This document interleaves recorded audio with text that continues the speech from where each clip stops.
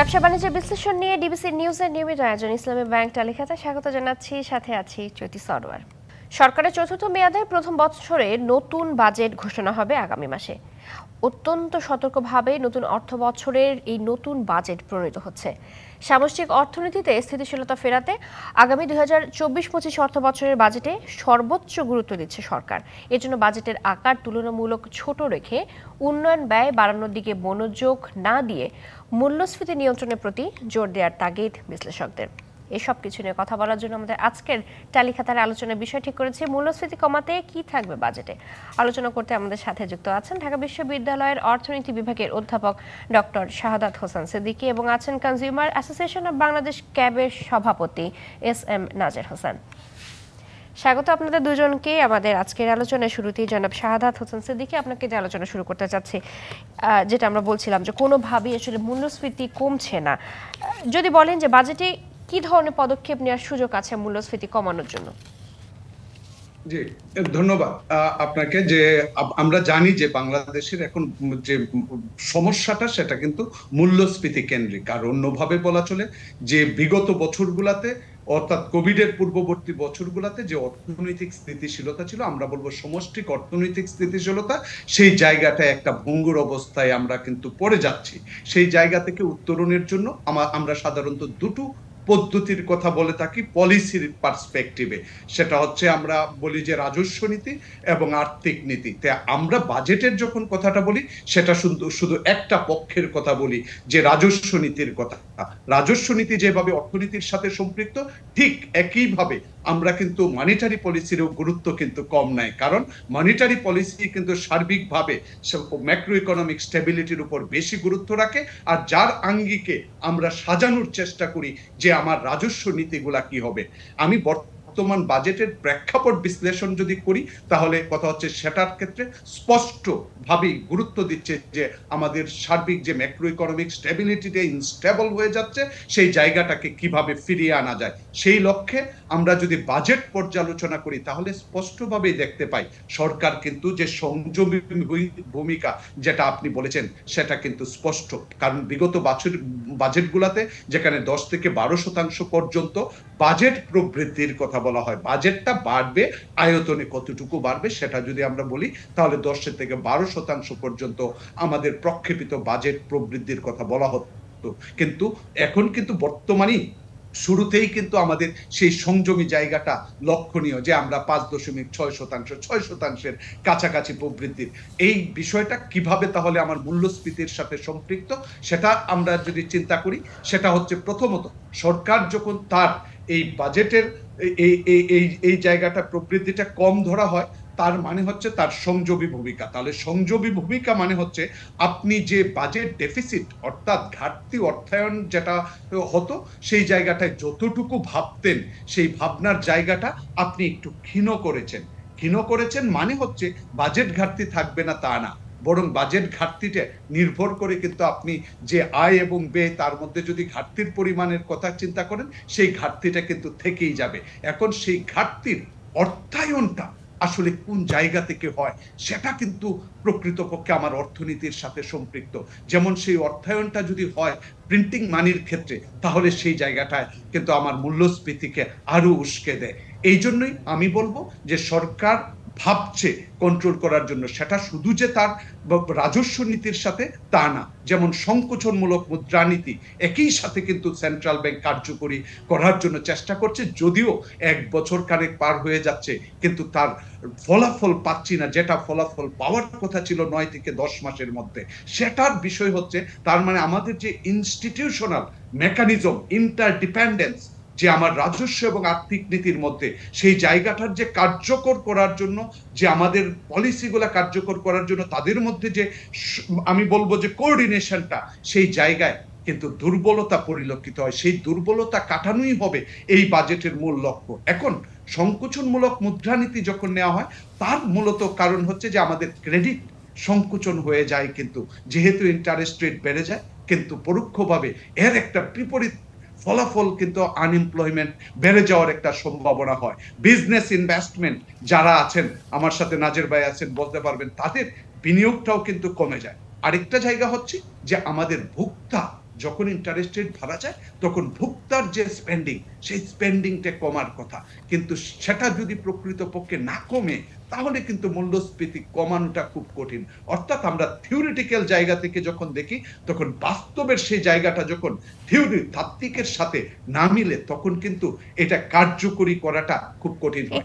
আমি লাস্ট প্রশ্ন, আমি আরেকটা জায়গায় শুধু উল্লেখ করব যে বাংলাদেশের মূল্যস্ফীতির মূলত যে প্রবলেমটা এখন তৈরি হয়েছে, সেটা আমি বলবো কিন্তু বৈদেশিক মুদ্রা কেন্দ্রিক যে সমস্যা উদ্ভূত হয়েছে, সেই উদ্ভূত সমস্যার কারণেই আমাদের চ্যালেঞ্জ তৈরি হয়েছে। কারণ আমরা বিভিন্ন পরিসংখ্যান থেকেও বিশ্লেষণ যদি করেন, তাহলে সেটা স্পষ্ট যে আমাদের 50% অধিক মূল্যস্ফীতির জন্য দায়ী কিন্তু ফরেন কারেন্সির, আমার যে টাকার ডিভ্যালুয়েশন ডলারের এগেইনস্টে হচ্ছে, সেটা কিন্তু আমাদের উস্কে দিচ্ছে। অর্থাৎ ফরেন কারেন্সি মার্কেটটাকে কিভাবে স্টেবিলাইজ করা যায়, সেই জন্যই কিন্তু সরকার বৈদেশিক বিনিয়োগ কিভাবে উৎসাহিত করা যায়। ইভেন দেখলেন গত কয়েকদিনের মধ্যে আমেরিকান ইনভেস্টরদেরকেও বলেছে যে বাংলাদেশে যেন বিনিয়োগ করে, অর্থাৎ এই জায়গাটা এবং অফশোর ব্যাংকিং এর মাধ্যমে কিভাবে ফরেন কারেন্সি আনা যায়। জি, বিনিয়োগের বিষয়টা যেহেতু বলছিলেন, আমরা এতক্ষণ অর্থনৈতিকভাবে আপনার কাছ থেকে একটু জানছিলাম। যদি ব্যবসায়িক দিক থেকে জানতে চাই জনাব এস এম নাজের হোসেন আপনার কাছে, তাহলে একটু জানতে চাই যে জিনিসপত্রের সরবরাহ তো আছে, তাহলে এই বাড়তি দামটা কেন?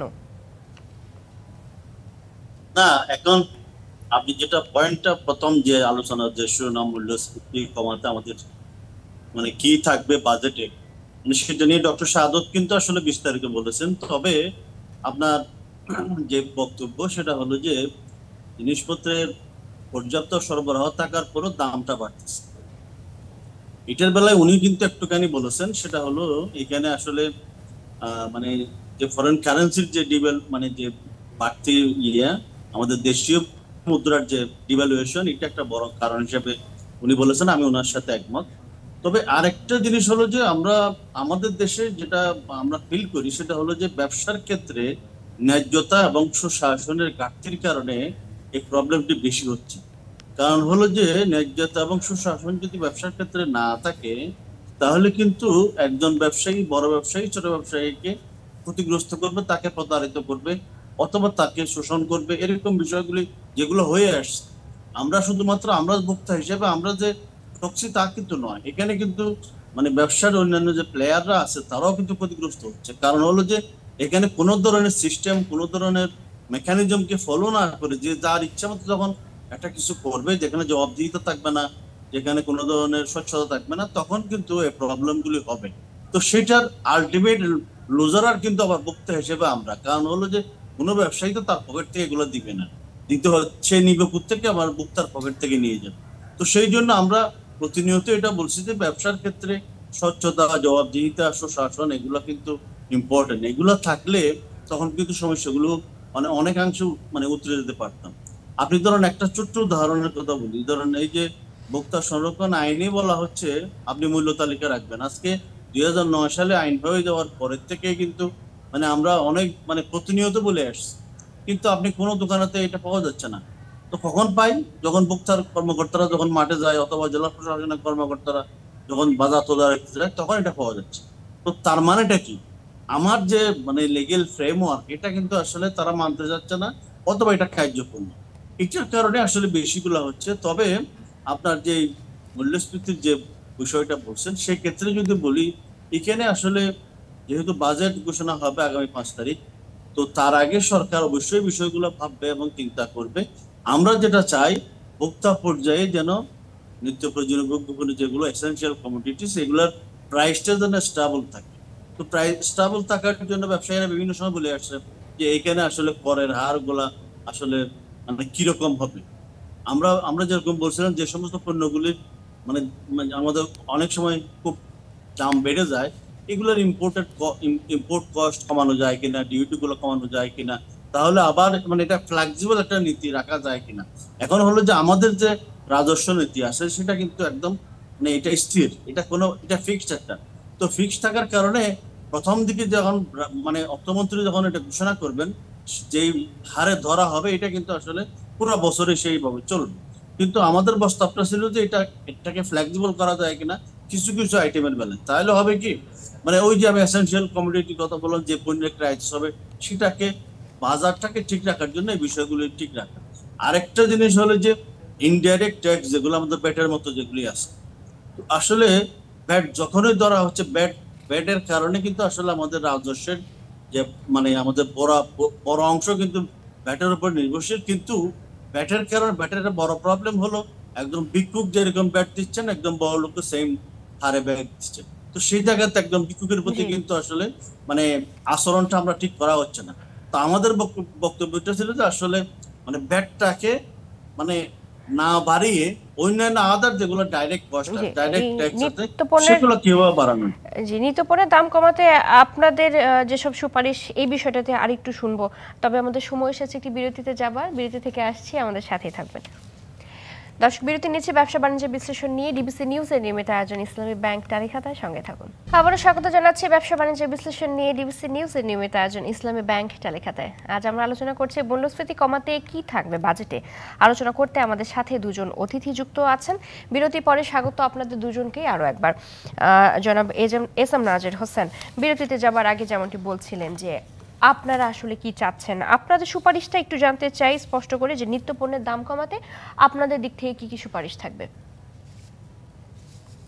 ধন্যবাদ আপনাকে। আসলে আমি কিন্তু আমার পরবর্তী আগের বিষয়ে সেটা কিন্তু একটুখানি উল্লেখ করছি, সেটা হলো যে ভোক্তা হিসেবে আমাদের প্রত্যাশা একটাই, মানে যেহেতু ধরেন কোভিড পরবর্তী সময় থেকে দীর্ঘ সময় ধরে সীমিত এবং প্রান্তিক আয়ের মানুষ জীবন জীবিকা নির্বাহ খুবই মানে কষ্টে আছেন, অসুবিধার মধ্যে আছেন।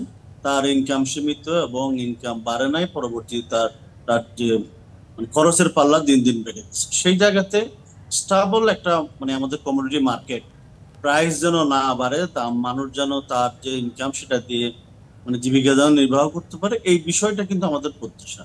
তো এটা দাম না বাড়ার ক্ষেত্রে আমরা ধরেন ব্যবসায়ীদের সাথে অনেক সময় যখনই আলাপ করি তখন তারা আমাদেরকে বিভিন্নভাবে বলতে থাকেন যে আসলে আমাদের এখানে তার ডিউটি, ইনপুট ডিউটি কিন্তু অনেক বেশি, ট্যাক্স, ভ্যাট, তারপরে ইনকাম ট্যাক্স, এগুলো মিলিয়ে অনেক ধরনের মানে কর ঝালে কিন্তু তারা জর্জরিত, যার কারণে চিনি, সয়াবিন তেল বা এই সমস্ত এসেনশিয়াল যে কমোডিটিস গুলি আছে সবগুলির মানে দাম কিন্তু আমাদের এখানে অনেক বেশি।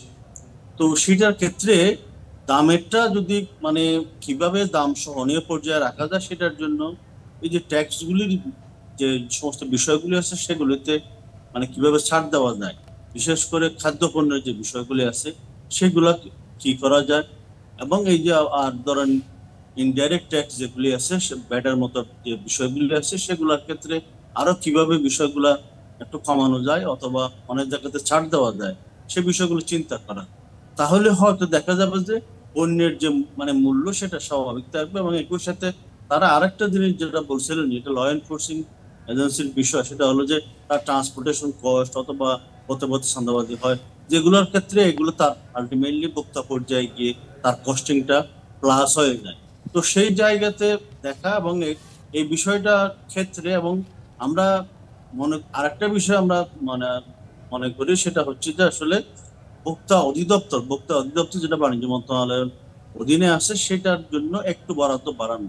দীর্ঘদিন ধরে লোকবল, লজিস্টিক, অন্যান্য মানে সুবিধার কারণ মানে সংকটের কারণে তারা আসলে পর্যাপ্ত পরিমাণ যে পরিমাণ সার্ভিস দেওয়ার কথা সেটা দিতে পারতেছে না। এই বিষয়গুলো একটু দেখা, কারণ হলো যে এইটার নজরদারি বাড়ানোর বিষয়টা বলছিলেন, একটু নজরদারিটা বাড়াতে হবে। আমি তাহলে একটু ডক্টর শাহাদাত হোসেন সিদ্দিকী আপনার কাছে একটু জানতে চাই যে সুদের হার তো বাড়ানো হলো, তাতে কি মূল্যস্ফীতি কমবে? কারণ ব্যবসায়ীরা বলছেন যে এতে তো উৎপাদন খরচ আরো বেড়ে যাবে। আপনার বক্তব্যটা একটু জানতে চাই। জি, দেখেন, সুদের হার তো বাজার ভিত্তিক করে দেওয়া হয়েছে, বাজার ভিত্তিক যেখানে ঠিক হয় সেই জায়গায়। এখন সুদের হার নিয়ে অনেক কন্ট্রোভার্সি রয়েছে যে সুদের হার বাড়লেই যে এর প্রভাব পড়বে অনেক ইকোনমি যেগুলা খুব ফাংশনাল এবং স্ট্রাকচার মেনে নিয়ম নীতির মধ্যেই কাজ করে সেই সব জায়গায় ইনফর্মাল সেক্টর যেখানে বেশি, এবং আমি বলবো যে অবৈধ আয় যেসব অর্থনীতিতে এবং ব্যবসায়িক ক্ষেত্রেও যেখানে মানে বলবো যে বিজনেস ইথিক্স এর ভায়োলেশন হয় সেই সব জায়গায় কিন্তু এই সমস্ত জায়গার রিফ্লেকশন পাওয়াটা খুব কঠিন। তবে বাংলাদেশ সরকার এখন যে জায়গাটার উপর গুরুত্ব দিচ্ছে বর্তমান বাজেটেও, যে একটা অর্থনীতিতে যদি আমি স্থিতিশীলতা চাই তাহলে তার অভ্যন্তরীণ মার্কেটটা শুধু অভ্যন্তরীণ বাজারের উপর নির্ভর করে না, সেটা বহিস্থ বাজারের উপরেও নির্ভর করে। যে কারণে অভ্যন্তরীণ প্রক্রিয়া হিসেবে এই স্থিতিশীলতা আনার জন্য যে সংকোচনমূলক বাজেট, এটা একটা বড় গুরুত্ব দেওয়া হয়েছে। একই সাথে বৈদেশিক বিনিয়োগ কিভাবে আনা যায় সেটার উপর গুরুত্ব দেওয়া হয়েছে, এবং ব্যালেন্স পেমেন্টে যেন সেটা আমরা রক্ষা করতে পারি, সেই জন্য বিলাসজাত এবং যে অপ্রয়োজনীয় দ্রব্য আমদানি যেন কমে সেই সাথে। এবং দেখবেন মাননীয় প্রধানমন্ত্রী একটা জায়গায় বলছে যে আমরা যখন উন্নয়ন প্রকল্প নিব এই জন্য যেন সতর্কতা অবলম্বন করি। তার মানে হচ্ছে আমরা এই ধরনের কশাস জায়গাগুলা যদি বিবেচনা করি তাহলে হয়তোবা একটা জায়গায় পৌঁছা যাবে। তবে একটা যে বিষয়টা আসছে যে নিত্য প্রয়োজনীয় দ্রব্য, পৃথিবীর অনেক উন্নত দেশে যাবেন কিন্তু গিয়ে দেখবেন নিত্য প্রয়োজনীয় জিনিসগুলা একেবারেই যেন খুব কম দামে দেওয়া হয়। সেই জায়গাটাই আমি বলবো বাংলাদেশ সরকারকেও সেটা উপর গুরুত্ব দিতে হবে, এবং সেটার প্রক্রিয়াগুলা কি হবে সেটা যদি আপনি যখন ট্যাক্স কমাবেন রাজস্ব কমে যাবে। অতএব রাজস্ব যেখানে বাড়ানো দরকার সেই জায়গা থেকে যদি না আসে তার ব্যবস্থাটা, অর্থাৎ আমি বলবো করের যে জায়গা, করের নেট বাড়াতে হবে, সরকার তার আর্থিক সক্ষমতা বাড়াতে হবে, করকে আমাদের যে বিভিন্ন অঞ্চল রয়েছে সেই জায়গায় নিয়ে যেতে হবে। সুন্দরভাবে বিশ্লেষণ করেছেন ডক্টর সাদাত হোসেন সিদ্দিকী। আমরাও আমাদের হাতেও আর সময় নেই, শেষ করতে হচ্ছে আজকে আলোচনা। দুজনকে অসংখ্য ধন্যবাদ এতক্ষণ যুক্ত থেকে সময় দেওয়ার জন্য। ধন্যবাদ। দর্শক, ব্যবসা বাণিজ্য বিশ্লেষণ নিয়ে ডিবিসি নিউজের নিয়মিত আয়োজন ইসলামী ব্যাংক টালিখাতা আজ এ পর্যন্তই। সঙ্গে থাকুন।